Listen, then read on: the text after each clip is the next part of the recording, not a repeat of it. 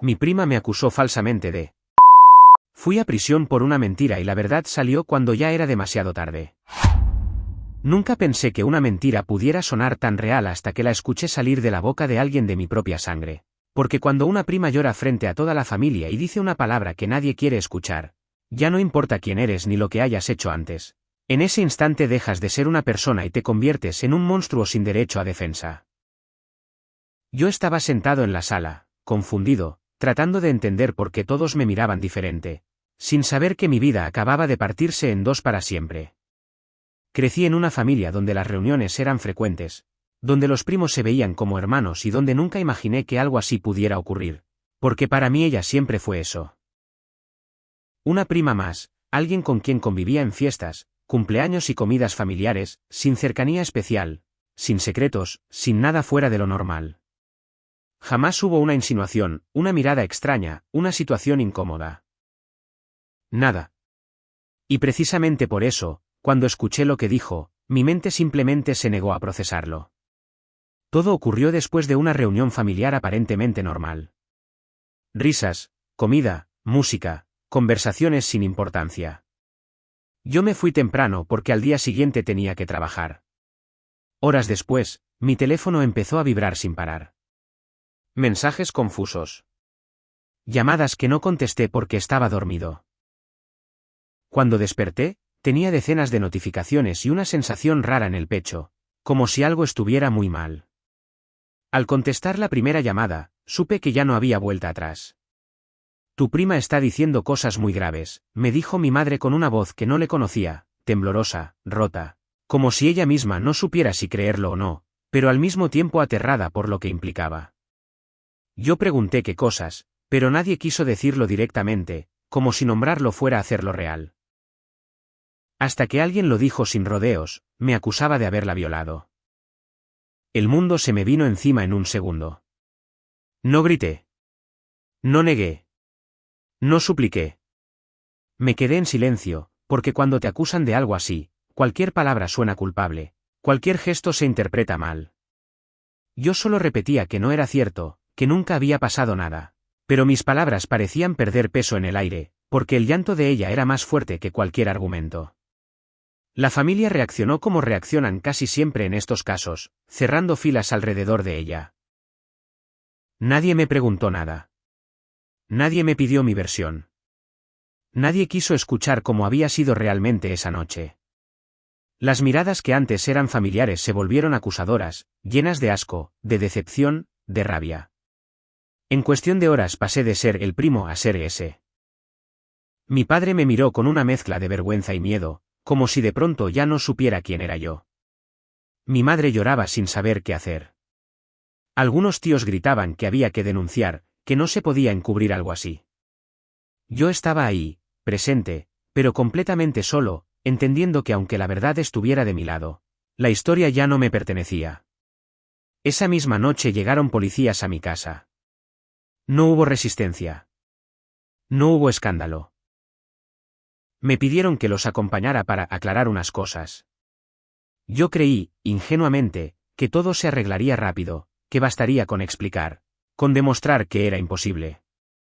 No sabía que estaba a punto de entrar al periodo más oscuro de mi vida, uno donde la verdad no tenía prisa y la mentira ya había ganado ventaja.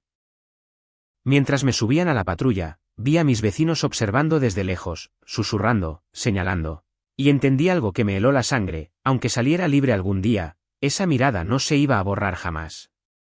Mi nombre, mi reputación, mi historia, todo había quedado manchado por una sola acusación. Y lo peor no era irme detenido. Lo peor era saber que nadie, absolutamente nadie, estaba dispuesto a creerme. La primera noche detenido fue cuando entendí que la realidad ya no funcionaba con lógica, porque aunque yo repetía una y otra vez que era inocente, esas palabras ya no tenían ningún peso frente a un expediente que empezaba a llenarse con mi nombre escrito, junto a una acusación que te marca para siempre.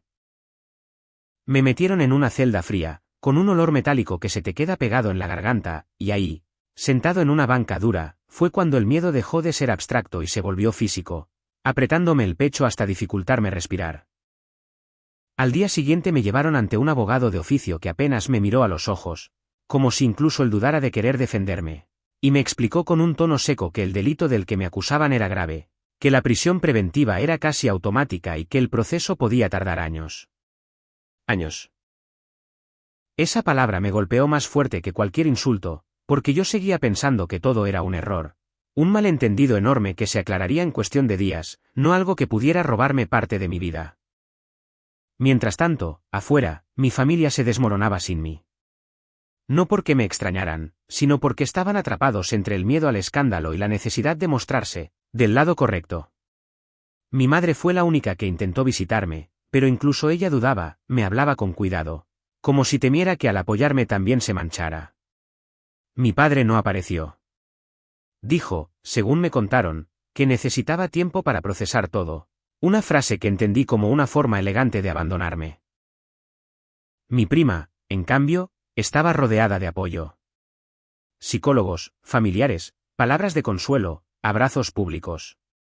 Su historia se repetía una y otra vez, cada vez con más detalles, cada vez más convincente, y yo no tenía forma de defenderme porque cualquier cosa que dijera se interpretaba como una estrategia para evadir la culpa. El silencio era visto como frialdad.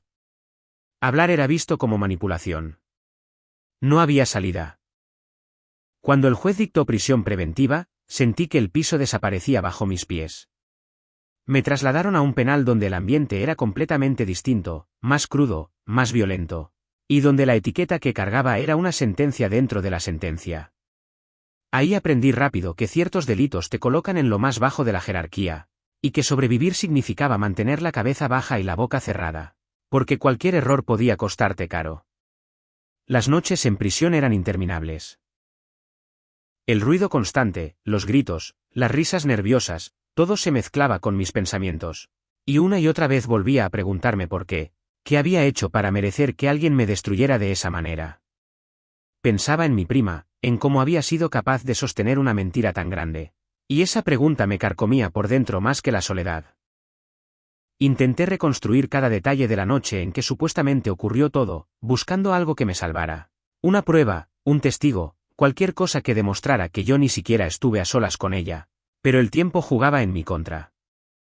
Los recuerdos se desdibujaban, la gente dudaba, y la versión que importaba ya estaba escrita en papel oficial. Yo era culpable hasta que se demostrara lo contrario, y demostrarlo parecía imposible. Los meses empezaron a acumularse como capas de polvo sobre mi vida anterior. Perdí mi trabajo. Perdí amistades. Perdí contactos. Nadie quería asociarse con alguien acusado de algo así, aunque no hubiera sentencia. Incluso personas que me conocían desde niño preferían alejarse antes que arriesgar su reputación. Yo existía, pero ya no pertenecía a ningún lugar. Mi salud mental se deterioró rápido. Había días en los que apenas podía levantarme, otros en los que la rabia me quemaba por dentro, imaginando confrontar a mi prima, gritarle la verdad, exigirle que parara. Pero sabía que incluso pensar eso era peligroso, porque cualquier emoción fuerte podía jugar en mi contra dentro y fuera de la prisión. Tenía que aprender a endurecerme sin perderme por completo. Lo peor llegó cuando entendí que el proceso legal no buscaba la verdad, sino cerrar un caso. Las audiencias se aplazaban, las pruebas se acumulaban sin claridad, y mi abogado empezaba a insinuar que aceptar algún tipo de acuerdo podría facilitar las cosas.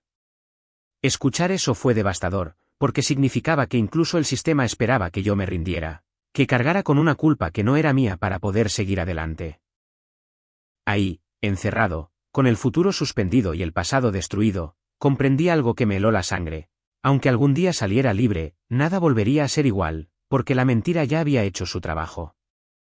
Y mientras yo contaba los días desde una celda, la verdad parecía caminar despacio, demasiado despacio, como si no tuviera prisa por alcanzarme.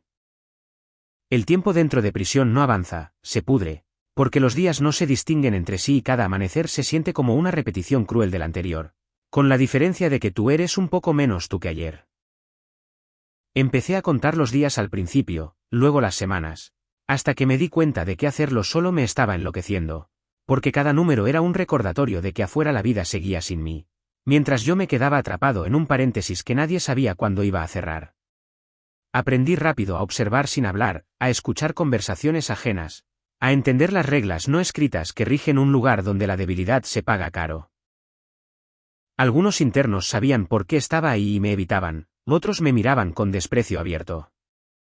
Yo caminaba con la cabeza baja, no por vergüenza, sino por supervivencia, porque cualquier confrontación podía escalar sin control. En ese ambiente entendí que la reputación puede ser una condena incluso antes de que exista una sentencia. Las visitas se volvieron cada vez más escasas. Mi madre seguía yendo de vez en cuando, pero su mirada estaba cansada, dividida entre el amor y el miedo. Y aunque nunca me dijo que dudara de mí, su silencio hablaba por ella. Mis hermanos dejaron de aparecer por completo. Nadie quería ser visto defendiendo al acusado, porque la duda también mancha, y así, poco a poco, fui quedándome sin vínculos, sin anclas, sin una voz que me recordara quién había sido antes de todo esto. Desde afuera me llegaban fragmentos de la historia que mi prima seguía contando, cada vez más pulida, más coherente, más aceptada, y lo más devastador era saber que nadie la cuestionaba. No porque hubiera pruebas irrefutables, sino porque nadie quería ser el que dudara de una víctima. Yo entendía eso, lo comprendía racionalmente, pero no dejaba de sentir que me estaban sacrificando para que todos los demás pudieran sentirse moralmente correctos. Hubo una audiencia especialmente dura en la que escuché cómo describían mi carácter, mi personalidad, incluso mis silencios, como si todo fuera evidencia de algo oscuro que jamás había existido. Me vi convertido en un personaje ajeno, una versión monstruosa de mí mismo construida a partir de interpretaciones y suposiciones, y fue ahí cuando sentí que me estaban quitando algo más profundo que la libertad, mi identidad. Mi abogado seguía insistiendo en que aceptara un acuerdo, en que reconociera responsabilidad, para reducir el tiempo, y cada vez que lo hacía sentía una mezcla de rabia y desesperación, porque aceptar significaba sobrevivir más rápido, pero también significaba vivir para siempre con una culpa que no era mía. Me negué una y otra vez, aun sabiendo que esa decisión podía costarme años de encierro, porque lo único que me quedaba intacto era la verdad, y no estaba dispuesto a entregarla.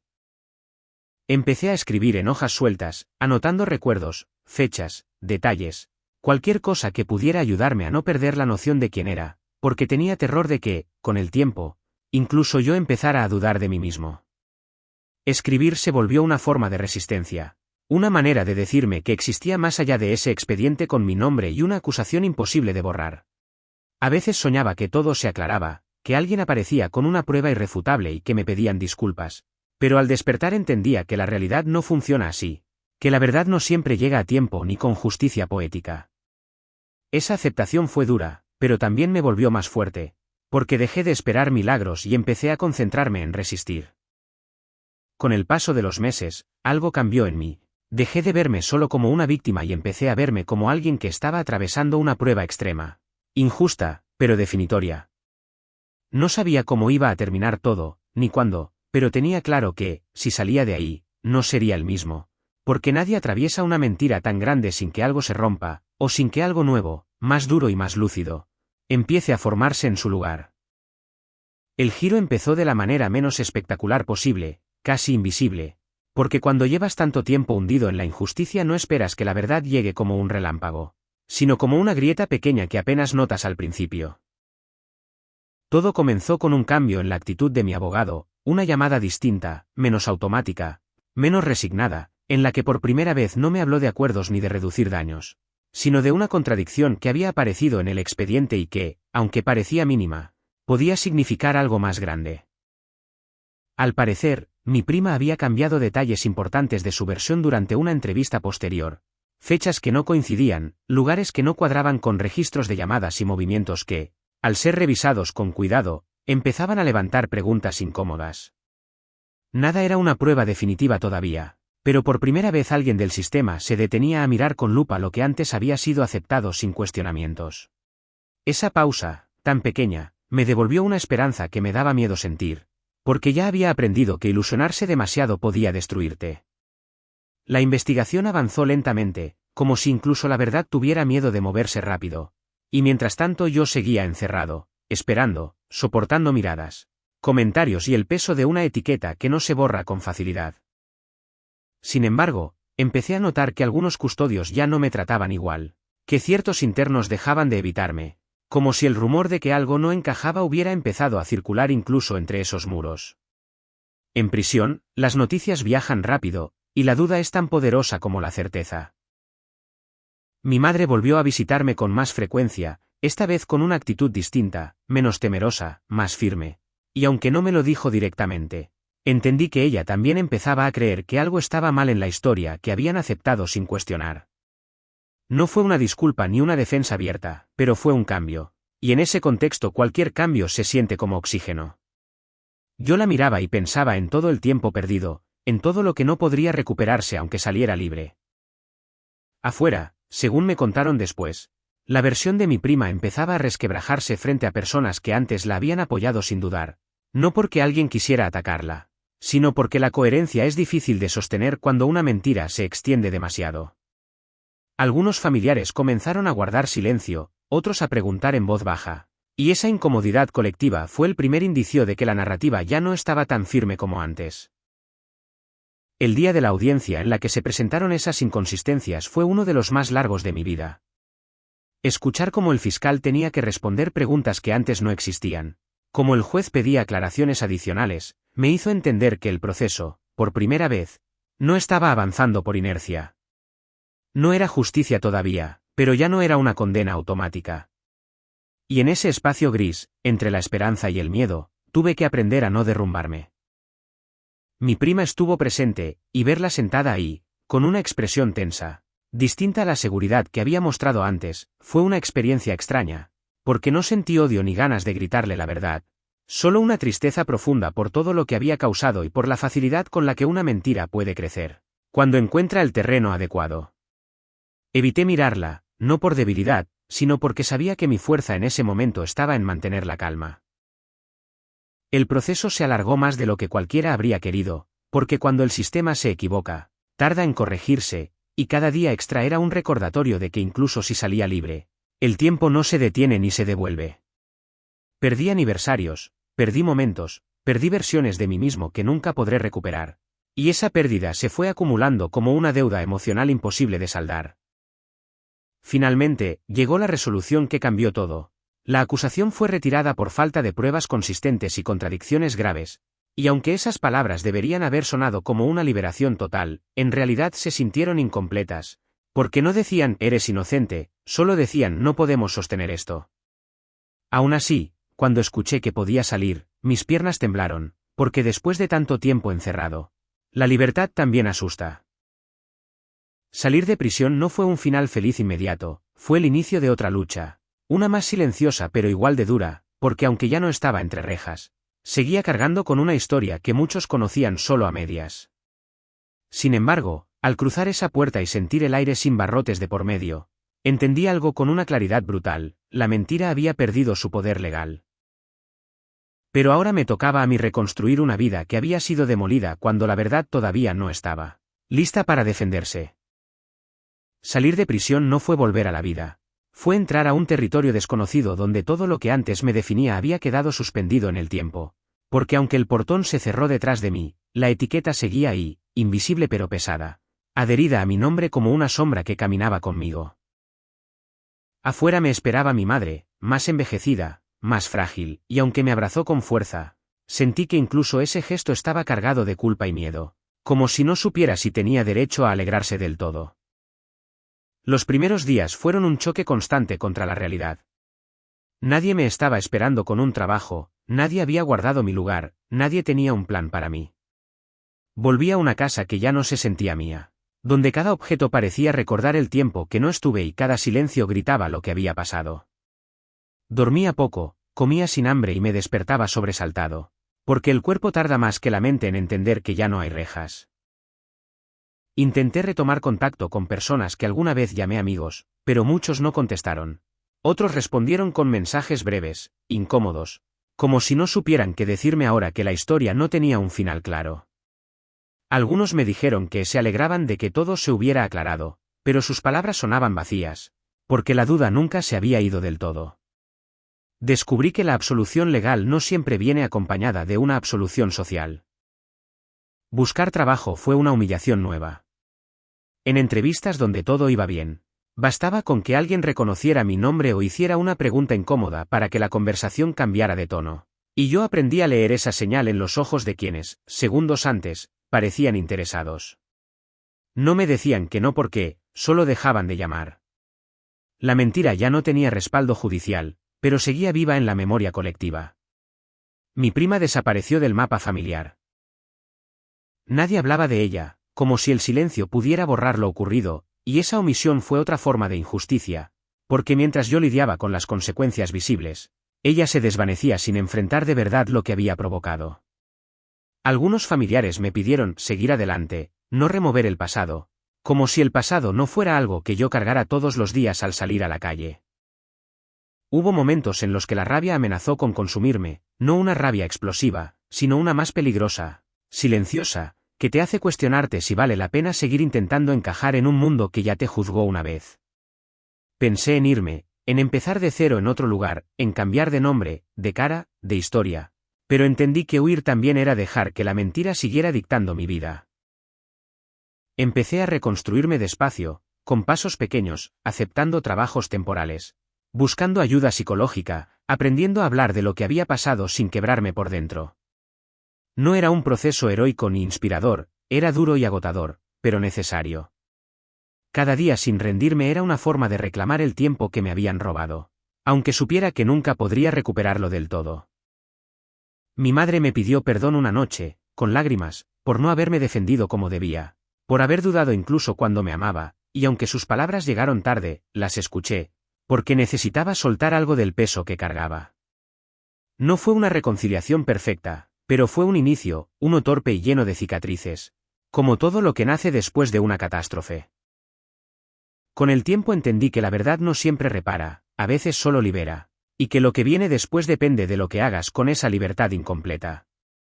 Yo ya no era el mismo que había entrado a prisión ni el que había salido, era alguien distinto, más consciente de lo frágil que puede ser la vida cuando otros deciden por ti, y esa conciencia se convirtió en una fuerza extraña que me empujaba a seguir adelante, aunque el camino estuviera lleno de miradas que nunca olvidarían. Y así, mientras el mundo seguía su curso como si nada hubiera pasado, yo aprendí a existir de nuevo en un espacio que no me debía nada, sabiendo que el cierre definitivo aún no había llegado, porque aunque la verdad había salido, lo había hecho tarde, y ahora me tocaba decidir qué hacer con los restos de una vida que alguien más había destrozado con una sola mentira. El verdadero final no llegó el día que salí libre, ni cuando la acusación se cayó, llegó mucho después, cuando entendí que nadie iba a devolverme lo que perdí y que la única justicia posible era la que yo fuera capaz de construir para mí mismo. Durante meses viví con una mezcla constante de hipervigilancia y cansancio, porque cada risa fuerte, cada susurro a mis espaldas, cada mirada prolongada me hacía preguntarme si alguien todavía dudaba, si alguien seguía viendo en mí al monstruo que una mentira había creado. Y esa carga emocional era más pesada que cualquier cadena. Decidí irme de ese lugar, no como un acto de huida, sino como una decisión consciente de supervivencia, porque entendí que reconstruir mi vida donde todo había ocurrido era intentar sanar una herida mientras alguien seguía presionándola.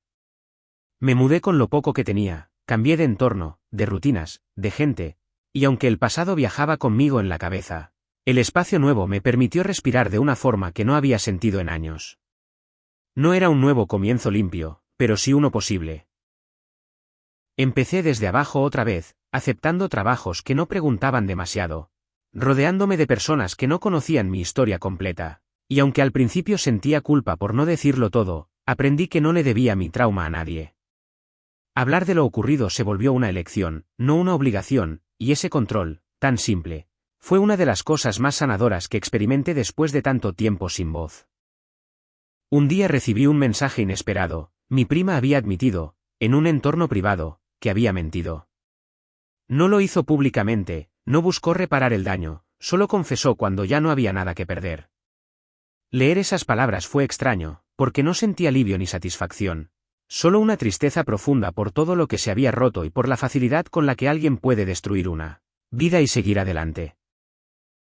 Cerré el mensaje sin responder, porque entendí que no necesitaba su arrepentimiento para seguir.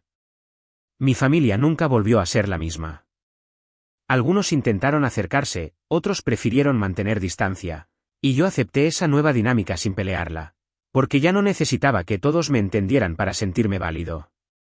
Aprendí a poner límites claros, a elegir con quién compartir mi tiempo y mi historia, y a no confundir perdón con olvido, porque olvidar habría sido traicionarme a mí mismo.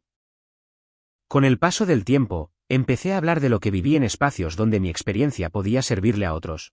No como víctima eterna, sino como alguien que sobrevivió a una injusticia extrema y aprendió a reconstruirse desde los escombros.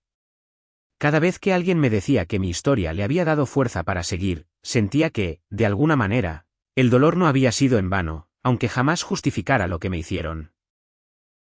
Hoy no busco limpiar mi nombre frente a todos, porque entendí que quien quiso creer una mentira no siempre está dispuesto a aceptar la verdad, y vivir intentando convencer al mundo es otra forma de prisión. Vivo con lo que soy, con lo que sobreviví y con la certeza de que mi valor no depende de la opinión de quienes me juzgaron sin escucharme. Eso, para mí, es libertad. Si algo aprendí de todo esto es que una mentira puede destruirte rápido, pero la verdad, aunque llegue tarde, puede devolverte algo más importante que la reputación, la capacidad de mirarte al espejo sin dudar de ti mismo. Y aunque el sistema falló, la familia falló y la justicia llegó incompleta, yo sigo aquí, construyendo una vida que nadie pudo quitarme del todo. Porque al final, no gané cuando salí libre. Gané cuando dejé de vivir tratando de demostrar mi inocencia. Y empecé a vivir sabiendo, sin ninguna duda, quién soy.